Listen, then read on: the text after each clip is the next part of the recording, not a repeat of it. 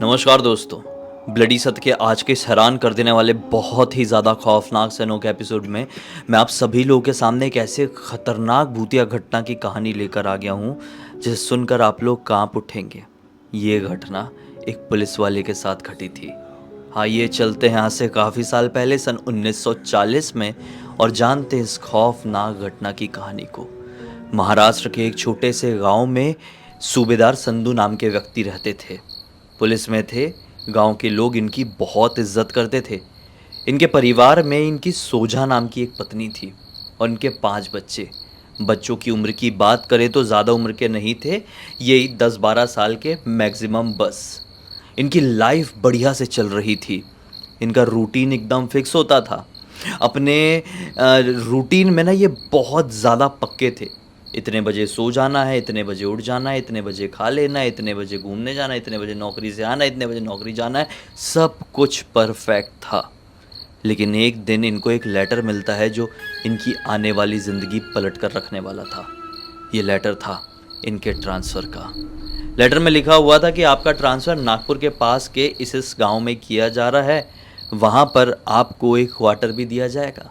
जो police quarters होते हैं, रहने के लिए आपको एक क्वार्टर भी दिया जाएगा, क्योंकि सूबेदार एक बड़ी पोस्ट होती है। तो इन्होंने जब अपनी पत्नी को ये बात बताया, बच्चों को ये बात बताया, तो पत्नी बच्चे सुन के खुशी हुए कि चलो एक अलग जगह भी देखने को मिलेगी। जब से पैदा हुए यहीं पे तो देख देख के यही गांव को बोर हो गए हैं। अब बाहर वाले गांव को दूसरा देखेंगे तो अच्छा लगेगा। तो बस इनके घर पे ज़्यादा कोई सामान नहीं था, सामान बहुत कम था। हालांकि लोग 7 थे, 5 बच्चे पति पत्नी, लेकिन सामान कम रखे हुए थे। फटाफट बोरी में पैक किए। 2 बोरी में पूरा सामान पैक हो गया। सीन ये था, जिस दिन इनको लेटर मिला, लेटर इनको एक्चुअल में लेट मिला था। जिस दिन लेटर मिला था उसके अगले ही दिन के सुबह 10 बजे की इनकी नागपुर के पास उस गांव में ज्वाइनिंग थी। तो ये आज शाम को ही घर आके पैकिंग वैकिंग में लग गए। और जब रात का वक्त हुआ, यही कुछ 8 बजे के आसपास का, ये लोग एक बैलगाड़ी भाड़े पे करके सवार होकर निकल गए नागपुर की तरफ। अब मैं कहानी बहुत पहले की बता रहा हूँ, 1940 के आसपास की है ये घटना। तो उस ज़माने में इतना बस ट्रेन इतना ज़्यादा भी नहीं चलते। ऐसा नहीं था कि बिल्कुल ही नहीं चलते थे, लेकिन कम चलते थे। और जो गांव में रहने वाले लोग थे वो इस तरह से बैलगाड़ी से ही ज़्यादा सफ़र किया करते थे। हाँ, तो भाई ये लोग निकल जाते हैं अपने गांव से नागपुर के पास के उस गांव में पहुंचने के लिए। होता ये है कि अर्ली मॉर्निंग में पहुंच पाते हैं। 5 बजे के आसपास ये लोग वहाँ पर पहुँचे। बच्चे लोग तो बैलगाड़ी में बैठ बैठे ही सो गए थे। थोड़ी बड़ी बैलगाड़ी थी इसलिए 7 लोग आराम से आ गए थे। 2 बच्चे ही 10-12 साल के थे, बाकी तो बच्चे छोटे थे ना। सामान के साथ एडजस्ट होके ये लोग पहुँच गए। जो इन लोगों को क्वार्टर दिलाया गया था, वहाँ पे एक सिपाही था जिसने बता दिया हाँ कि आपको यहाँ पे अपना सामान रखना है, ये आपको रूम मिला है। ये वो एकदम क्वार्टर के अंदर नहीं, क्वार्टर के बाहर ही खड़ा हुआ था। ये लोगों ने उस सिपाही को देख के बोले कि भाई आप बाहर क्यों खड़े हुए थे, रात भर से बाहर खड़े हैं क्या? सिपाही बोलता है हाँ। अरे तो अंदर चले गए होते, आपके पास तो चाबी थी क्वार्टर की, और आप तो कोई बाहर के व्यक्ति हैं नहीं, पुलिस वाले ही हैं। अंदर जाके बैठ गए होते, हम आते तो कहाँ भाग जाते, हमारे पास तो पता था यहाँ का। सिपाही ने बोला नहीं, अंदर तो मैं नहीं बैठ सकता था, आप लोग अपना सामान जमा सकते हैं, मैं निकल रहा हूँ। ऐसा बोल के हिचकिचाता हुआ वो सिपाही वहाँ से निकल गया। इन लोगों को समझ भी नहीं आया कि उसने ऐसा बिहेव क्यों किया। खैर, ये लोग गए, अपना सामान वामान वहाँ पर रखना शुरू किए, और सामान रखते, मुंह हाथ धोते, बैठते हुए पता ही नहीं चला कि कब सुबह हो गई, दिन निकल गया और 9:30 बज गए। सूबेदार संधू जी अपनी पत्नी सोजा से कहते हैं कि देखो मेरे जाने का समय हो गया, यहाँ से 2 किलोमीटर है पुलिस थाना, मैं पहुँचता हूँ और आज की ज्वाइनिंग वगैरह करके आ जाता हूँ। दिन भर का समय है, तुम बच्चों के साथ मिलके साफ़ सफाई कर लो, सामान जमा दो, ताकि रात में हम बढ़िया खाना वाना पका के घर का खा सकें। बोले ठीक है आप जाइए। ये निकल गए। बढ़िया पत्नी ने घर का काम वाम की बच्चों के साथ मिलके, और शाम के बज गए 6। सूबेदार जी की छुट्टी हो गई और लौटते लौटते 7 बज गए। खाना वाना पकाए खाए 9 बजे के आसपास सो भी गए, और कुछ भी गड़बड़ नहीं हुई। थकान भी थी पिछली रात की। 2 रात से देखा जाए तो ये लोग सोए नहीं थे। तो हाँ, इस वजह से आज बहुत पक्की वाली नींद आई। अगला दिन भी पूरा नॉर्मल गया और अगली रात भी। ऐसे करके 3-4 दिन प्रॉपरली कट गए। हुआ यूं कि सूबेदार जी की जो पत्नी थी वो बहुत ही ज़्यादा मिलनसार स्वभाव की थी। किसी से भी एक बार मिलती थी तो उनको अपना दोस्त बना लेती थी। पड़ोस में और भी औरतें थी जो कि पुलिस के अलग अलग ऑफिसर के रैंक की पत्नियां थी। तो ये उनसे मिली और उनसे दोस्ती जास्ती कर ली और उनके घर पे ही जाती थी। इनके घर पे कोई नहीं आता था। जब भी ये कहती थी कि भाई आप लोग मेरे घर पे क्यों नहीं आते हो, तो वो औरतें सोजा की यानी सूबेदार की पत्नी की बात काट देती। इनको बड़ा अजीब लगता कि यार या तो ये आलसी हैं या तो ये घमंडी हैं, क्योंकि ये जितनी भी औरतें हैं सब बड़े रैंक वाले पुलिस वालों की पत्नियां हैं और मैं एक सूबेदार की पत्नी हूँ। शायद घमंडी होगी, कोई बात नहीं, लेकिन मैं अपना नेचर नहीं गंवाऊंगी, इनसे दोस्ती मेंटेन रखूंगी। नहीं आना चाहते घर तो कोई बात नहीं, नहीं आने दूंगी। ऐसे करते करते करते करते करते करते 8 दिन बीत गए। 9वें दिन की बात है। सूबेदार जी को शाम के वक्त कोई काम आ गया। एक सिपाही इनके घर पहुंचा। ये अपनी नौकरी से घर पहुंचे ही हैं कि 7:30 बजे के आसपास सिपाही इनके घर आया और बोला कि सूबेदार जी ये काम है और आपको चलना पड़ेगा मेरे साथ बाजू वाले गांव में। सूबेदार जी पत्नी को देखकर कहते हैं कि हम जा रहे हैं और हो सकता है बाजू वाले गांव में जा रहे हैं तो आने में लेट हो जाए, तो आप लोग खाना वाना खा के सो जाइएगा, बच्चों को सुला दीजिए, कोई मतलब नहीं हमारे लिए जाग के, हमारा खाने का इंतज़ाम तो होगा ही बाहर जब हमको जा ही रहे हैं तो। ऐसा बोल के ये उस सिपाही के साथ निकल गए और सूबेदार जी का रात के 1 बजे के आसपास काम वहाँ से कंप्लीट हो गया। उस गांव में, उस जगह में जहाँ पर ये काम से गए थे, वहाँ पर रुकने उकने का कोई साधन नहीं था। सिपाही भी एक तरफ अपने घर को निकल गया जिसके साथ ये वो वहाँ पर पहुँचे थे और सूबेदार जी ने भी सोचे कि अब मैं भी निकलता हूँ। अब उस ज़माने में कोई स्ट्रीट लाइट नहीं होती थी, कोई पक्की सड़क नहीं होती थी, सिर्फ छोटे गांव में, बड़े शहर में भी यार जंगल, झाड़ियाँ, पगडंडी वाला रास्ता। ये लौटने लगे उस रास्ते से। एक हाथ में थैली थी जिसमें कुछ सामान रखा हुआ था, डॉक्यूमेंट्स वगैरह, और एक हाथ में था लालटेन। पहले के लोग इस तरह से लालटेन लेकर ज़रूर सफ़र किया करते थे। कुछ लोग जो आधुनिक थे, पैसे वाले ज़्यादा ही लोग थे, वो लोग अपने पास टॉर्च रखते थे। ये लालटेन जला के पगडंडी वाले रास्ते से दूसरे गांव से अपने गांव की तरफ आ रहे थे, पैदल थे ऑब्वियसली। जब इनको इनके गांव की सीमा मिली और ख़ासकर ये इनको इनके क्वार्टर जाने वाला वो रास्ता मिला, तो ऐसा हुआ ना कि इनको पूरे रास्ते भर ये महसूस होने लगा कि मेरे पीछे पीछे कोई चल रहा है। अब आप लोग कहेंगे कि ऐसा तो हमेशा होता है, लेकिन हाँ, ऐसा होता है तो होता है। ये बार बार पीछे पलट कर देखते अपने लालटेन के साथ, तो लेकिन कोई भी दिखाई नहीं देता। इनको ऐसा लगा कि इतनी रात तक जागा हूँ, इस वजह से हो सकता है ये मेरा वहम होगा। कोई बात नहीं, घर पहुँचता हूँ, मुँह हाथ धो के फटाक से सो जाऊँगा। अब ऐसा था कि इनकी पत्नी जी ने दरवाज़ा अंदर से लगाकर नहीं रखी थी। कारण ये था कि उनको मालूम था कि सूबेदार जी रात बेरात आ सकते हैं, मेरी नींद डिस्टर्ब होगी, बच्चों की नींद डिस्टर्ब होगी। इससे अच्छा है कि दरवाजे को मैं ऐसे चिपका के रखती हूँ, आएंगे तो डायरेक्टली दरवाज़ा खोल के अंदर घुसेंगे और सो जाएंगे अपना अपने बिस्तर में। इनका एक ही हॉल का ये कमरा था, मतलब ये जो क्वार्टर था ये सिर्फ 1 रूम का था। बड़ा हॉल था और एक कोने में किचन था। एक साइड में बेड लगाकर सोते थे और एक साइड में थोड़ा छोटा सा सोफ़ा जैसा रखे हुए थे, कोई मेहमान आए तो बैठे। ये जैसे ही अपने क्वार्टर के सामने पहुँचे हैं, दरवाज़ा खोल के अंदर एंटर किया, हाथ में लालटेन था। सामने क्या दिखाई दिया? सामने दिखाई दिया इनके कमरे में ही बीचों बीच ऐसे एक छत में ना लकड़ी का ऊपर डिज़ाइन जैसा बना हुआ था, उसमें बीचों बीच कोई तो भी लटका हुआ। समझे ना आप लोग कैसे लटका हुआ था? ये देखकर वहीं पर जम गए, इनका दिमाग काम करना बंद कर दिया और ये तुरंत वहीं की वहीं गिर गए, बेहोश हो गए। अब इनको मालूम नहीं, अब देखो इनके गिरने की आवाज़ शायद बच्चों को नहीं गई, पत्नी जी को समझ में नहीं आया। जो फर्श होते थे वो मिट्टी के होते थे पहले, इसलिए इनके गिरने की वैसी आवाज़ भी नहीं आई। और जो लालटेन इनके हाथ में रहा होगा वो भी गिरा होगा तो भी फूटा फाटा नहीं और उसकी भी ऐसी आवाज़ नहीं हुई। फर्श वाली ज़मीन रहती तो पता चल जाता, उसी रूम में तो सो रही थी पत्नी बच्चे, किसी को कुछ पता नहीं चला, वहीं पर बेहोश हो गए। रात को पत्नी को लगी होगी प्यास, वो पानी पीने के लिए उठी ही है तो क्या देखती है कि दरवाजे के पास वो लालटेन जल रहा है, लालटेन गिरा हुआ है। ध्यान से देखी तो अरे सूबेदार जी दरवाजे के पास ही पड़े हुए हैं और दरवाज़ा हल्का सा खुला भी हुआ है। वो तुरंत उठी, हड़बड़ाते हुए सूबेदार जी को पानी वानी डाल के उठाने की कोशिश करी। क्या हो गया आपको, आप यहाँ पे कैसे पड़े हुए हो? जैसे ही वो जाके देखे कि अभी भी रात का वक्त है, पता नहीं कितना समय हो गया, कितना नहीं, मेरे बच्चे सही हैं, वहां पे कोई लटक नहीं रहा है। तुरंत अपनी पत्नी से कहते हैं कि चलो, जितनी भी जल्दी हो सके चलो, फालतू की बातें मत करो, सामान पैक करो, हम यहाँ पर 1 मिनट भी नहीं रुक सकते। पत्नी बोलती है हो क्या गया, बताइए तो सही। बोले सब कुछ बता दूंगा, लेकिन अभी यहाँ से निकलो, यहाँ पर रुकना हमारे लिए और हमारे बच्चों के लिए कतई सेफ नहीं है। बोरी उठाओ, सामान भरो, निकलो बच्चों को उठा के। तेजी से, सारे बच्चे तो उड़ गए थे इनकी बातों से, इनकी भड़बड़ाहट से। तेजी से इन लोगों ने सामान पैक किए। विद इन 10 मिनट, सामान कम था, 2 बोरी भर के बताया ही था मैंने। वो सोफ़ा वोफा का ऐसा था कि वो तो इनको पुलिस हेडक्वार्टर की तरफ से ही मिला था। जो मेन सामान था कपड़े पहनने का, खाने का, वो फटाफट पैक किए और बच्चों का हाथ पकड़ के रात के समय ही घर से बाहर निकल गए। उस समय इतनी इजीली लोगों के पास घड़ी भी नहीं होती थी, लेकिन फिर भी ये सूबेदार थे, इनके पास घड़ी थी। समय देखे तो रात के 3:15 बज रहे हैं।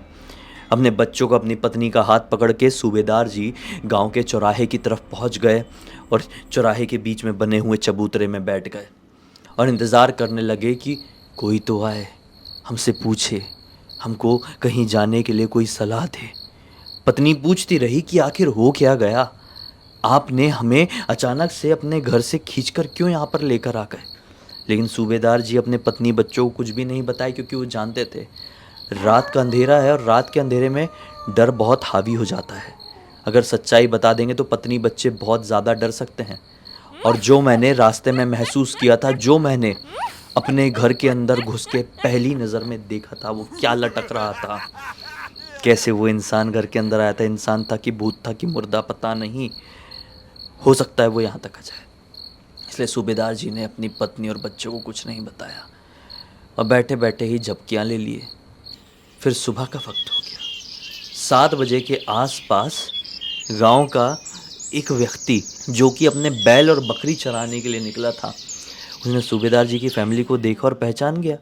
गांव के सभी लोगों को पता था कि गांव में एक नए सूबेदार आए हैं। उनके पास गया, बोला कि अरे आप लोग यहाँ पर क्यों बैठे हुए हैं, अपने घर पर क्यों नहीं है? तो सूबेदार जी ने अब, जो कि सुबह हो चुकी थी, इसको सारी बात बताए। वो जो गाय बैल चराने वाला जो आदमी था, उसने बोला कि मैं समझ गया आप क्या बताना चाह रहे हैं, लेकिन क्या आपको उस क्वार्टर के बारे में कुछ पता नहीं है?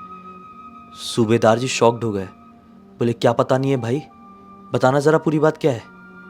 वो बोलता है कि देखिए, मैं आपको ये सारी बात बताया हूँ, आप अपने डिपार्टमेंट में किसी से कहना मत, मुझे बताने के लिए किसी ने मना तो नहीं किया है, लेकिन अगर फिर भी कोई गुस्सा हो गया तो मेरी वाट लग जाएंगी। आप लोग पुलिस वाले हैं और पुलिस वालों की ना दोस्ती अच्छी होती है ना दुश्मनी, ये हमने बहुत पहले से सुने हुए हैं। सूबेदार जी बोलते, ओए बकवास मत कर, वैसे ही मुझे मेरे और मेरे परिवार वालों की चिंता है, सीधे सीधे बता कि क्या है उस क्वार्टर का राज जिसे सुनकर तू ऐसा ऐसा बोल रहा है। वो बताता है कि ये बात है आज से लगभग 15 साल पहले की। दरअसल उस क्वार्टर में एक साधारण परिवार रहता था, नामदेव नाम के आदमी का। उसकी जो पत्नी थी, वो अपने पति से बिल्कुल भी खुश नहीं थी। उनका एक छोटा सा बच्चा था, छोटा सा मतलब नवजात शिशु था, यही कोई 6-7 महीने का रहा होगा। नामदेव जी की जो कमाई थी वो बहुत टूटी फूटी थी और पत्नी को अमीरी से रहना बहुत पसंद था, क्योंकि नामदेव की पत्नी एक अमीर घर से बिलोंग करती थी और इधर नामदेव की पता नहीं क्यों ऐसी दुर्दशा देख के या फिर उसके ऊपर दया खा के उससे शादी कर ली थी। लेकिन शादी करने के बाद नामदेव की पत्नी पछताने लगी थी, आए दिन उससे झगड़ा होता था। एक दिन नामदेव किसी काम के चलते अपने घर से बाहर गया और जब घर पर लौटा तो क्या पाया कि घर पे उसकी पत्नी और बच्चा नहीं है। घबरा गया कि ऐसा कैसे हो गया, मेरे पत्नी बच्चे कहाँ चले गए। नामदेव ने जब बाजू वालों से पूछा तो क्या बताए कि बाजू वाले गांव का जमींदार आया हुआ था जो तेरी पत्नी को और तेरे बच्चे को लेकर गया है। नामदेव को ऐसा लगा कि मेरी पत्नी बच्चे को उठा ले गया बाजू के गांव वाला जमींदार, कुछ करे ना। इसके चक्कर में बहुत गुस्सा हुआ और वो मेरे घर पे ही आया। मतलब वो जो बैल चराने वाला आदमी, वो बता रहा है नामदेव मेरे घर पर ही आया। मेरी उम्र उस समय कम थी, लेकिन मुझे बैल चलाना आता था, बैलगाड़ी में चलाते रहता था।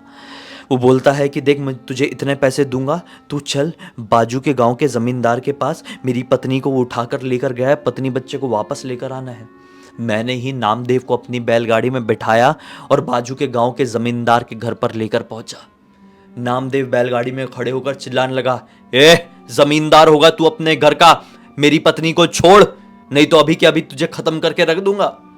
जमींदार अपने घर से बड़ा अंगड़ाई लेते हुए बाहर निकला और चिल्ला के कहता है, अरे सुनती हो, नामदेव आया हुआ है, जरा चाय लेके आना उसके लिए। नामदेव बड़ा हैरान हुआ कि ये साला मैं सो गुस्से में ललकार रहा हूं और ये मेरे लिए चाय मंगवा रहा है।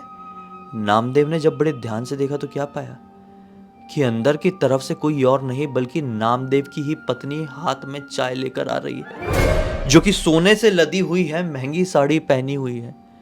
नामदेव ये देखकर हक्का बक्का रह गया। जो कुछ घंटे पहले तक नामदेव की पत्नी थी वो किसी अमीर आदमी की बनी हुई थी।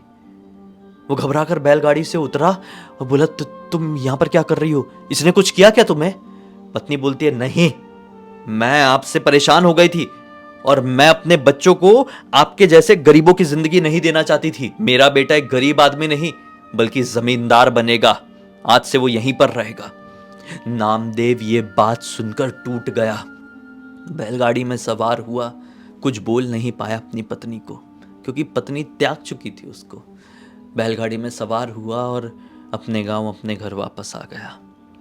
बैलगाड़ी वाले ने उसे बहुत समझाया, नामदेव चिंता मत कर, तो इस गांव से बाहर चले जा, मैं तेरे लिए पत्नी ढूंढूंगा, तू मेरे भाई जैसा है, तू ऐसा है, तू वैसा है, बहुत समझाया। लेकिन नामदेव रो रो कर अपना हाल बेहाल कर लिया। 1 घंटे तक रोता रहा और फिर चुप होके बोला कि मुझे अकेले रहने की जरूरत है, तुम जाओ। ये बैलगाड़ी वाला मतलब जो ये कहानी सुना रहा है वो अपना बैलगाड़ी लेकर अपने घर आ गया। सोचा कि चुप हो गया, इतना तो रोया है। लेकिन नामदेव ने उस रात को उस घर में खुद को खुश कर लिया। नामदेव लटक गया और वहीं पर खत्म हो गया।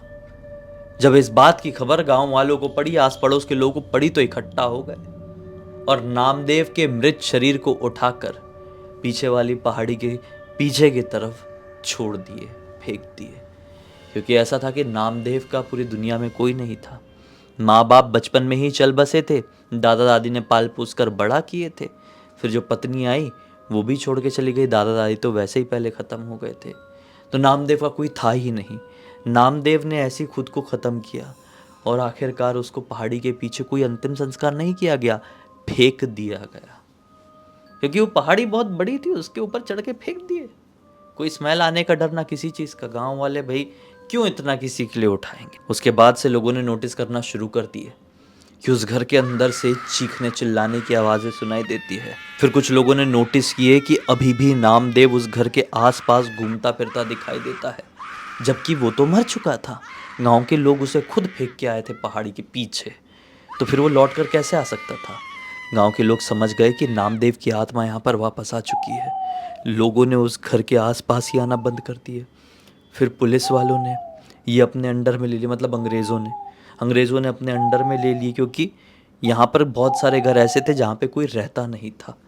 ये अंग्रेज़ों की प्रॉपर्टी हो गई, अंग्रेज़ सरकार ने हथिया लिए और फिर ये पुलिस वालों को दे दिया गया। जब से ये पुलिस क्वार्टर बना है तब से कोई रहने तो नहीं आया। आप पहले थे जो रहने आए। मुझे ऐसा लगा कि आपको किसी ने तो बताया होगा, लेकिन किसी ने नहीं बताया। ये बड़ी हैरानी वाली बात है। आपने जो पिछली रात को देखे वो पक्का नामदेव की आत्मा ही थी। आप मेरी बात माने या ना माने, नामदेव ने हालांकि आज तक किसी को नुकसान तो नहीं पहुंचाया है, लेकिन फिर भी आप उस क्वार्टर को छोड़ दीजिए। अर्जी डालिए अपने थाने में, हो सकता है आपका काम बन जाए। अब ये तो इतना घबराते नहीं थे। सूबेदार जी को चिंता थी अपनी पत्नी बच्चों की।